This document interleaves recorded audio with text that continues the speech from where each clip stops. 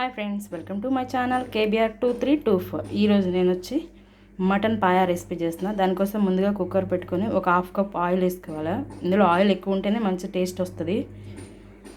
ఇప్పుడు లవంగాలు, మిరియాలు, బిర్యానీ ఆకు, యాలక్కలు, చెక్క వేసుకోవాలి. మసాలా దినుసులు ఫ్రై అయిపోయాయి. ఇప్పుడు ఒక పావు కిలో ఉల్లిపాయలని ఇలా పేస్ట్ చేసి వేసుకోవాలి. ఇది మంచిగా గోల్డెన్ ఫ్రై రావాలా. గోల్డెన్ ఫ్రై వస్తేనే ఈ కూర రుచి వస్తుంది, మంచి టేస్ట్గా ఉంటుంది. ఇది అడుగంటకుండా మధ్యలో మధ్యలో ఇలా కలుపుకుంటూ ఉండాలి.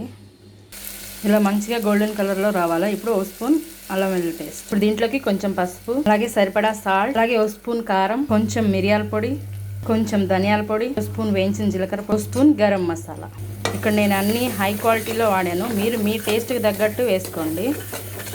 ఈ మసాలాలన్నీ మంచిగా ఫ్రై చేసుకోవాలా. ఇప్పుడు దీంట్లో మనం శుభ్రం చేసుకున్న మటన్ పాయా వేసుకున్నాం. దీన్ని 1కి 4 సార్లు శుభ్రంగా కడుక్కోవాలా, లేకపోతే నీచు వాసన వస్తుంది. ఈ మసాలాలన్నీ పాయాకి పట్టేలాగా మంచిగా కలుపుకోవాలా. ఇప్పుడు దీంట్లో గ్లాస్ వాటర్ పోసి మీడియం ఫ్లేమ్ మీద ఒక 15 మినిట్స్ బాయిల్ చేసుకోవాలి. ఇలా ఆయిల్ పైకి తేలాలి. ఇప్పుడు దీంట్లో 500 ml వాటర్ పోసుకోవాలి.